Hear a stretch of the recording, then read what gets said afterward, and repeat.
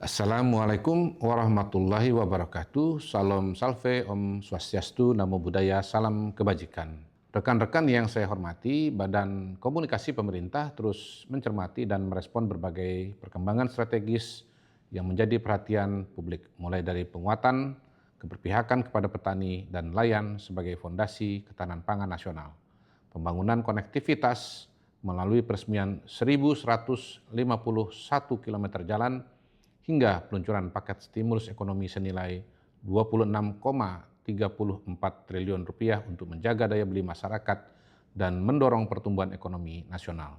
Selanjutnya, izinkan kami menyampaikan beberapa perkembangan dan kebijakan strategis pemerintah yang menjadi perhatian publik pada pekan ini. Rekan-rekan yang saya hormati, pada 24 Juni 2026 lalu, Presiden Prabowo menghadiri acara Puncak Pekan Nasional atau PENAS Petani Nelayan ke-17 di Kabupaten Gorontalo.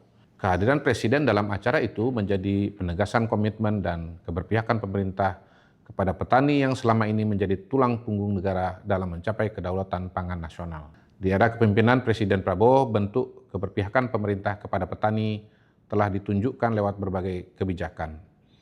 Untuk menjamin pupuk subsidi selalu tersedia dalam jumlah cukup dan tepat waktu, pemerintah menambah kuantum pupuk subsidi hingga 2 kali lipat menjadi 9,5 juta ton dan memangkas rantai birokrasi melalui Peraturan Presiden Nomor 6 Tahun 2025 tentang tata kelola pupuk bersubsidi.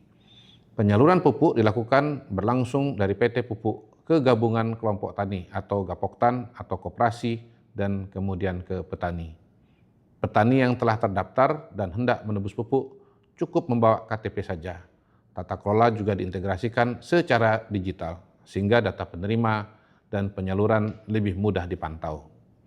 Sejak Oktober 2025, harga pupuk subsidi diturunkan hingga 20%, pertama kali dalam sejarah. Harga pupuk urea yang semula Rp2.250 per kilogram turun 20% menjadi Rp1.800 per kilogram.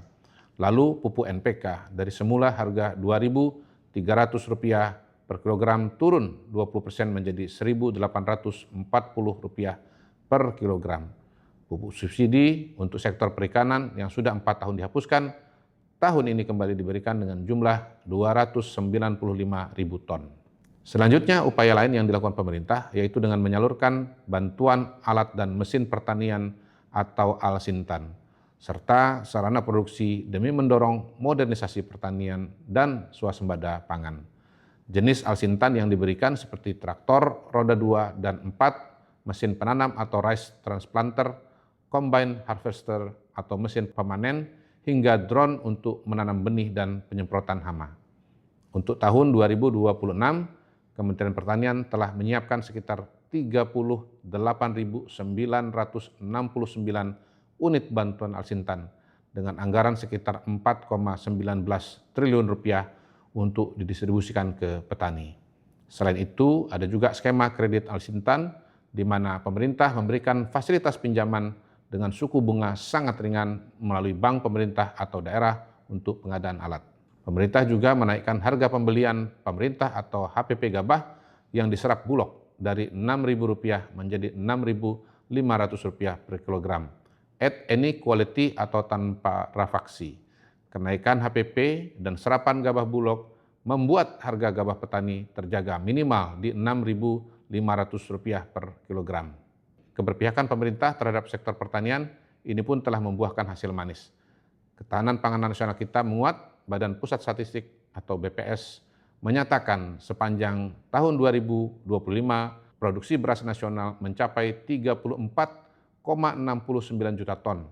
Tidak jauh berbeda dengan data pangan PBB atau FAO yang menyebut produksi beras Indonesia 35,6 juta ton.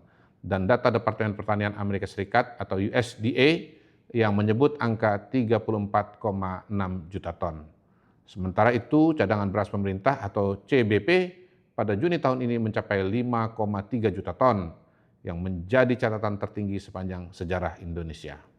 Presiden Prabowo pada awal tahun 2026 telah menyatakan Indonesia resmi swasembada beras per 31 Desember 2025 dan tidak melakukan impor beras sepanjang 2025.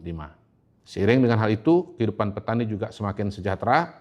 Menurut data BPS, nilai tukar petani atau NTP pada Mei 2026 mencapai 127,73. Ini adalah angka tertinggi dalam 34 tahun terakhir. Artinya kini ekonomi para petani membaik sehingga daya beli mereka pun meningkat. Atas kondisi tersebut, pengakuan internasional pun mulai berdatangan. Organisasi Pangan dan Pertanian PBB atau FAO menempatkan Indonesia sebagai salah satu titik terang di peta pangan dunia tahun 2026. Di tengah panen dunia yang menyusut dan cadangan global yang menipis, sektor pertanian Indonesia justru bergerak naik. Indonesia kini duduk di posisi keempat sebagai produsen beras terbesar di dunia, berada di bawah India, Tiongkok, dan Bangladesh. Ini merupakan prestasi bangsa sekaligus pengingat betapa besarnya jasa para petani bagi kehidupan kita.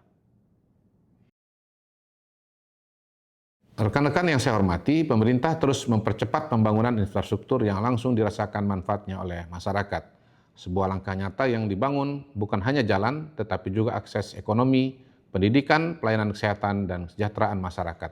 Pada Selasa 23 Juni 2026, dalam kunjungan kerja di Kabupaten Sampang, Jawa Timur, Presiden Prabowo secara resmi telah membuka jalan baru bagi konektivitas bangsa kita.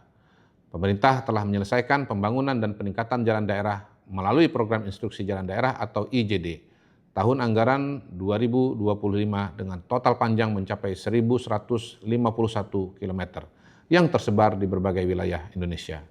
Langkah besar ini bukan hanya tanpa arah, ini adalah komitmen penuh dari arahan Presiden untuk mempercepat pembenahan jalan-jalan di daerah. Mengapa jalan daerah ini begitu krusial? Karena jalan-jalan inilah yang menjadi urat nadi perekonomian rakyat.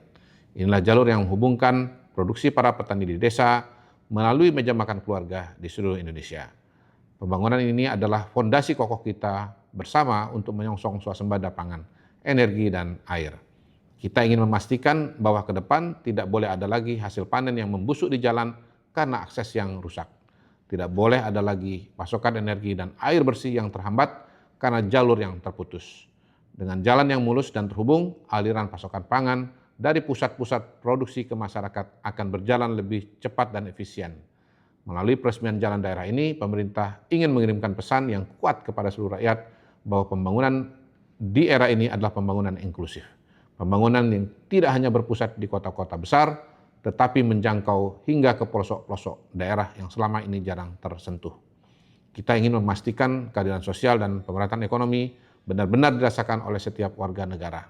Jalan sepanjang 1.151 km ini adalah bukti nyata bahwa ketika kita bersatu dan bergerak maju, tidak ada tantangan yang tidak bisa kita lalui.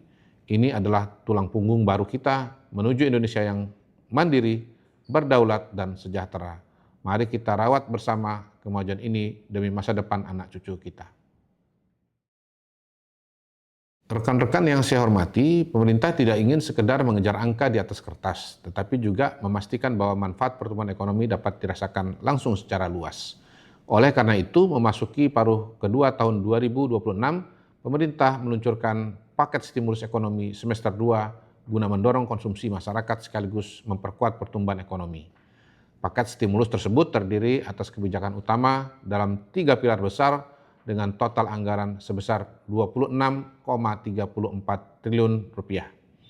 Pertama, pemerintah akan memberikan insentif berupa diskon tarif transportasi kereta api dan kapal laut, serta pembebasan sebagian komponen biaya pada layanan penyeberangan dan transportasi udara selama masa libur sekolah serta periode Natal dan Tahun Baru.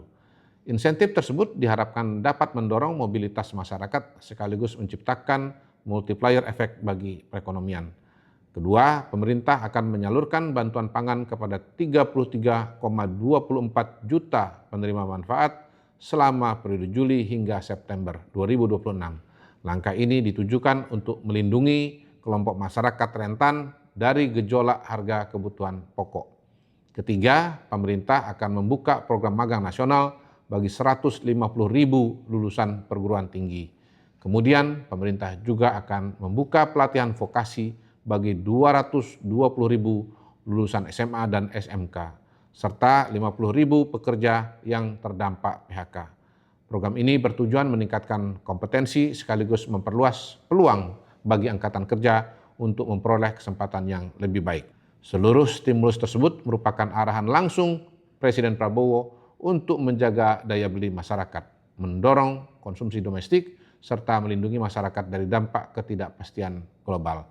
Selain itu, pemerintah juga memberikan berbagai insentif bagi dunia usaha.